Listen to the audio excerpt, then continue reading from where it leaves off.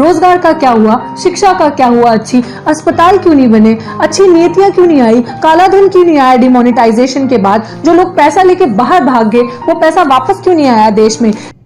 मेरे जैसा ही एक मेरा भाई था जो भारत की बात करता था, मेरे भाई को गायब कर दिया गया। मेरे भाई का आता नहीं है, पता नहीं है कहीं। आप लोग के माध्यम से मैं कहती हूँ मेरे भाई को जरा ढूंढने में मेरी मदद कीजिए। क्या आप एक प्रेस कॉन्फ्रेंस करके पत्रकारों के सवाल के जवाब नहीं देते, हम लोगों के सवालों के जवाब नहीं देते? ये किस तरीके की मन की बात है कि आप आएंगे तो आप अपने ही मन की बात करके अब ये भगवाधारी हमको बताएंगे कि कोरोना भगाने के लिए हनुमान चालीसा का पाठ करो, हाँ, थाली ताली बजाओ, भाभी जी पापड़ खाओ, हनुमान चालीसा का पाठ करो। हम सुविधाएं नहीं देंगे, हम अस्पताल नहीं बनाएंगे, तुम लोग ये सब करो, अगरबत्ती दिया ये सब, हाँ, कोरोना भाग जाएगा। हैरान करने वाली बात यह कि इस तरह की सिचुएशन में भी हम लोग अपनी मूर्खताओं से बाज नहीं आते। इस तरह की सिचुएशन में भी बातें आती हैं कि पापड़ खाने से कोरोना ठीक हो जाएगा। मतलब अगर मूर्खताओं की हदें देखें तो अभी हम गाय और गौमूत्र से, गोबर से ऊपर उठे नहीं कि आज आप पापड़ खाएं और पापड़ खाने से एक एंटीबायोटिक बॉडीज बनेंगी और कोरोना ठीक हो। कोई आपको बोल देता है कि राम मंदिर बनेगा तब कोरोना ठीक हो जाएगा। मतलब मैं किसी की आस्था पे सवाल नहीं है, किसी की श्रद्धा पे, भाव पे सवाल नहीं है, बट इस तरह के सिचुएशन पे आप मुझे ये बताइए, मेरा एक सवाल है, इस तरह के सिचुएशन में क्या इस तरीके की बातें शोभा देती हैं हम लोगों को? क्या हो गया उत्तर प्रदेश को बाबा जी? कुर्सी है, कोई जनाजा तो है नहीं, नहीं संभल रहा है तो उतर जाइए। उत्तर प्रदेश में कितना गुंडा राज हो गया, हाँ, तड़ातड़ बंदूकें चल रही है, गोलियां चल रही है एकदम। प्रशासन का जो है कोई मतलब वर्चस्व रहा नहीं आपके राज्य में, और भाजपा नेता के फार्म हाउस में देह व्यापार हो रहा है, भाजपा नेता को हिस्सा मिल रहा है कोरोना में। अब कहीं से कमाई हो नहीं रही है, महिलाओं का देह व्यापार करके हिस्सा खाएंगे, कमाई करेंगे। हाँ, बेटी पढ़ाओ, बेटी बचाओ, हाँ, बेटी बेचो, देह व्यापार करो, यही है क्या आपकी सरकार का नियम? 10 करोड़ लोगों से चंदा मांगा जाएगा राम मंदिर बनाने के लिए। मतलब बड़ी हैरान करती है ये बात, आप 10 करोड़ लोगों से चंदा मांगेंगे मंदिर बनाने के लिए, जब आज हमारे देश में वो ही लोग जो बाढ़ पीड़ित हैं, बेघर हो चुके हैं, जिनका जल जंगल जमीन जिनका जीवन है, जिनके पशु बह चुके हैं, पशु उनका रोजगार है, उस सिचुएशन में हम लोगों से चंदा क्यों नहीं मांगते कि लोगों से चंदा मांगा जाए और लोगों का जीवन सुधारा जाए। लोगों से चंदा इसलिए मांगा जाए कि लोगों की मदद की जाए, लोगों को रोजगार, खाना दिया जाए। बहुत सारी ऐसी सिचुएशन, आप सोचिए। बिहार के लिए सुशील मोदी जी क्या बोले? लालू जी ने अस्पताल बनाई होती तो ये हाल नहीं होता। तो आप लोग क्या करोगे? थाली ताली बजाने के लिए आए हो क्या सत्ता पे? हाँ, आप लोग क्या घंटी अगरबत्ती दिखाने आए हो जनता को? सब जो है पिछली सरकार ही कर देती, आप लोग क्या लूटने आए हो? शर्म नहीं आती है? हाँ, अरे डूब मरो, डूब मरो, डूब मरो मेरे भारत की सरकार, डूब मरो। क्यों हमारे देश में बिहार इस समय 76% ऑलमोस्ट डूब चुका है पानी में। असम की हालत देख लीजिए, बिहार और असम की दोनों की हालत देख लीजिए, बेहाल हाल है। आज 76% पानी में डूब चुका है। आप ऐसी सिचुएशन में मुझे बात बताएं, हमेशा बिहार में वोटों की राजनीति क्यों होती है? जब वोट मांगने हैं तब इन्हीं गरीबों से आप वोट मांगेंगे जो आज बेघर हैं। तो बाढ़ भर गया है, जो पानी भर गया उसी में चुल्लू भर पानी लेके कहीं डूब मरो। अरे डूब मरो, डूब मरो, हमने नहीं बोला, हमने नहीं बोला, बुरा नहीं मानना।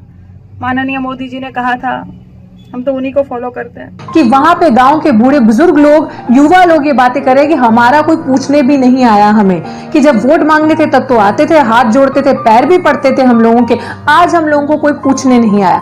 ऐसे सिचुएशन में आप मुझे बताइए, क्या वो आपके भाई बंधु नहीं है?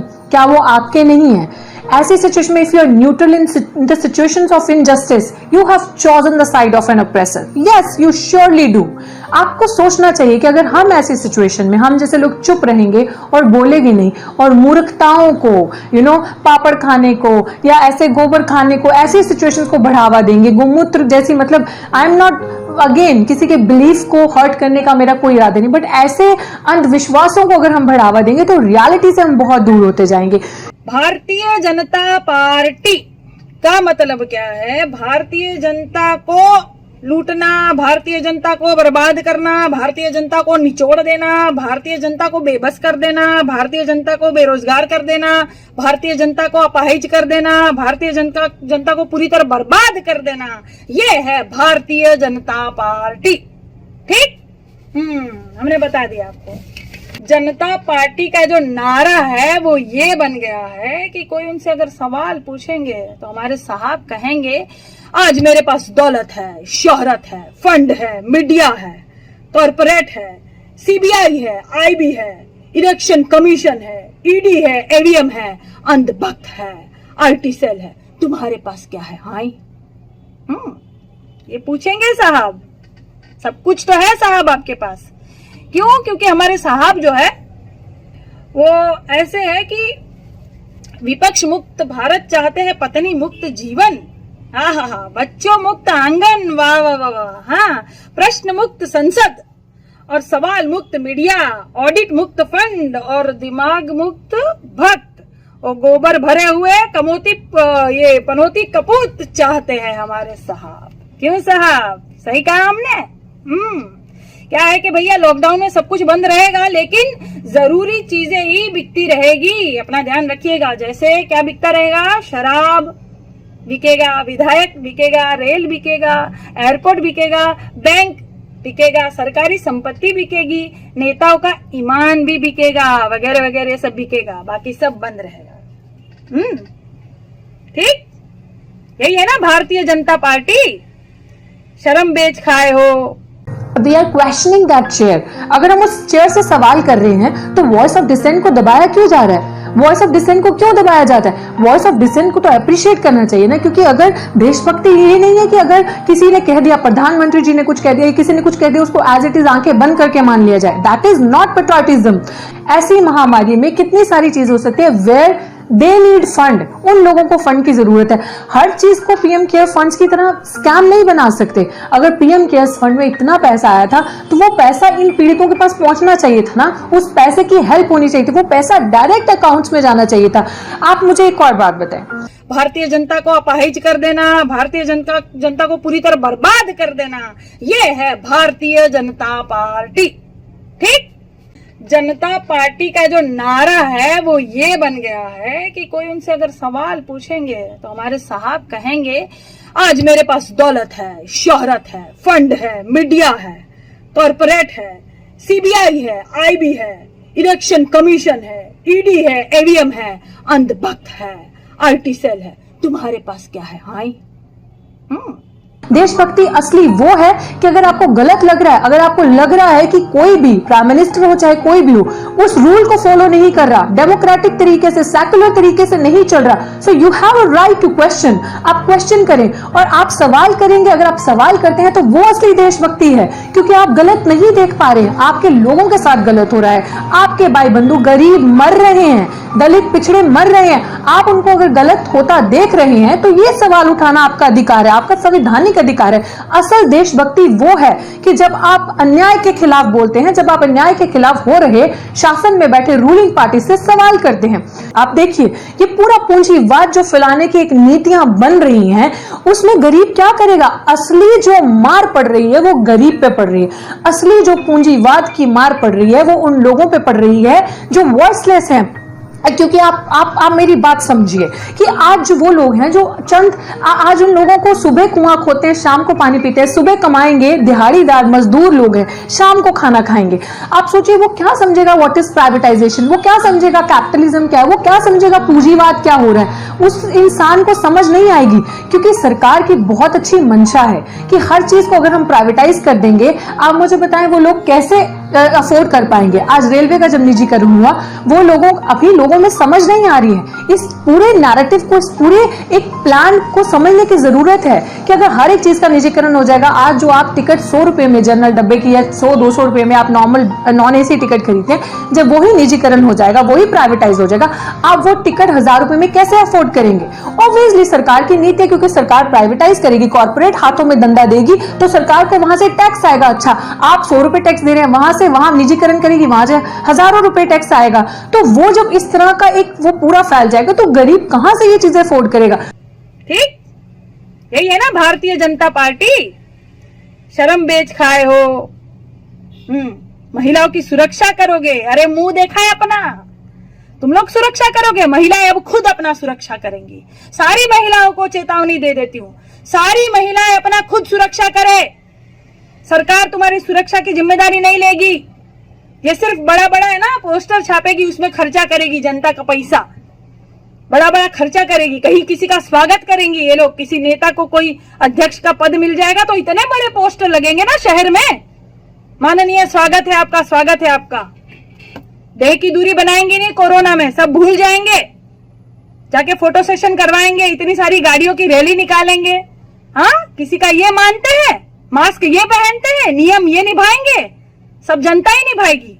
और अगर यूथ सवाल उठाएगा तो आप उसको देशद्रोह बता देंगे, आप उसको एंटी नेशनल बता देंगे। ये किस तरीके की राजनीति है कि आप हर तरीके से उसको दबाने की, उसकी आवाज दबाने की बात करेंगे?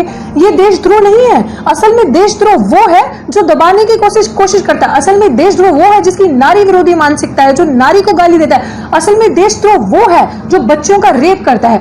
असल में देशद्रोह वो है जो गरीबों के हक की खाता है। असल में देशद्रोह वो है जो जातिवाद फैलाता है, जो अंधकार फैलाता है, भ्रम फैलाता है और लोगों को आंधी में झुलसाता है। असल में देशद्रोह इस तरह की मानसिकता के लोग हैं जो इस तरह का प्रचार करते हैं, इस तरह के पाखंड का प्रचार करते हैं। असल में देशद्रोह वो है। आज असल में देशद्रोह वो भी है जो गंदी गंदी गालियां बकते हैं औरतों को, चाहे वो सोशल मीडिया हो, चाहे वो किसी तरह की भी चीजें हो, चाहे वो डेथ थ्रेट्स हो, चाहे वो किसी भी तरह की चीजें हो। ये असल में देशद्रोही मानसिकता है। देशद्रोही मानसिकता सवाल करना नहीं है। क्या आप मुझे बताइए, क्या मन की बात करने का अधिकार पूरे देश में सिर्फ एक ही इंसान को है? क्या हम अपने मन की बात नहीं कर सकते? आप अपने मन की बात नहीं कर सकते? जरूरी नहीं है कि आपके मन की बात हमेशा हमें भाए, और जरूरी नहीं है हमारे मन की बात आपको भाए। अगर आपको अपने मन की बात करने का हक है तो हमें भी हमारे मन की बात करने का हक है। और आज जनता से एक बात और मैं कह दूं, मेरे दिल में अंदर से मुझे एक चीज की तकलीफ है। मैं आप सबको बताना चाहती हूँ अपने वीडियो के माध्यम से कि मेरे जैसा ही एक मेरा भाई था, मेरे जैसा ही एक मेरा भाई था जो भारत की बात करता था। मेरे भाई को गायब कर दिया गया। मेरे भाई का आता नहीं है, पता नहीं है कहीं। आप लोग के माध्यम से मैं कहती हूँ, मेरे भाई को जरा ढूंढने में मेरी मदद कीजिए। मेरा भाई कहाँ खो गया? मेरे भाई का मैं आपको फोटो भी बताती हूँ। ये मेरा भाई। डूब मरो मेरे देश की सरकार चलाने वालों, डूब मरो। आपको शर्म आनी चाहिए। ये मेरा भाई, ये गांव पर लेवल छिड़क रहे ये मेरा भाई पहले भारत की बात करता था। इसका नाम था नरेंद्र मोदी। पता नहीं कहाँ हो गया, गायब, एकदम से सब गायब कर दिए मेरे भाई को। भारत की बात करता था ये आदमी, अब पता नहीं क्या हो गया। कोई अता पता नहीं है इस आदमी का। मैं आप सबको हाथ जोड़ के कहती हूँ, मेरे भाई नरेंद्र मोदी को जरा ढूंढ दीजिए। वो बुलंद आवाज में जो बोलता था, वो जो ललकारता था सरकार को, रे मेरा भाई, पता नहीं क्या हो गया। प्लीज आप लोग जरा मेरी मदद कीजिए। पहले जो बुलंद आवाज में जो सरकार को सवाल पूछता था वो मेरा भाई, हमारा चच्चा नरेंद्र मोदी को प्लीज ढूंढ दीजिए। और आप ही की बात ले लीजिए कि जिस तरह से आज आप तैयार हो गए हैं जाने के लिए, अगर जितने चाव से आप तैयार हुए हैं मंदिर वहां जाने के लिए, राम मंदिर के लिए, बहुत अच्छी बात है। इतने ही चाव से आप एक प्रेस कॉन्फ्रेंस भी कीजिए ना, इतने ही चाव से आप युवाओं के सवाल लीजिए। क्यों नहीं करते प्रेस कॉन्फ्रेंस? क्योंकि अगर आप पीसी करेंगे, अगर आप सवाल लेंगे तो फिर हमें तो यही लगता है कि युवा पूछेगा रोजगार का क्या हुआ, शिक्षा का क्या हुआ, अच्छी अस्पताल क्यों नहीं बने, अच्छी नीतियां क्यों नहीं आई, काला धन क्यों नहीं आया डिमोनेटाइजेशन के बाद, जो लोग पैसा लेके बाहर भाग गए वो पैसा वापस क्यों नहीं आया देश में। देश की जीडीपी 5 साल से इतनी ऐसी सिचुएशन में, ऐसे खड्डे में जा चुकी है, उसका क्या होगा। पीएम केयर्स का क्या हुआ, लोगों के अकाउंट में, गरीबों के अकाउंट में वेतन क्यों नहीं पहुंच रहा, डायरेक्ट पैसा क्यों नहीं दिया जा रहा। बहुत किस्म के सवाल हैं जो जनता आपसे करेगी। तो फिर तो उसी चीज को अवॉइड करने का हुआ ना, क्योंकि सेकुलर कंट्री का प्रधानमंत्री अगर एक तरफा चलेगा, एक चीज को इतना बढ़ावा देगा, एक स्तर का एक रिलीजन को या एक चीज को इतनी इंपॉर्टेंस देगा, तो सेकुलरिज्म का मतलब खत्म होता दिखता है। डेमोक्रेसी ध्वस्त होती दिखती है। डेमोक्रेसी नहीं दिखती।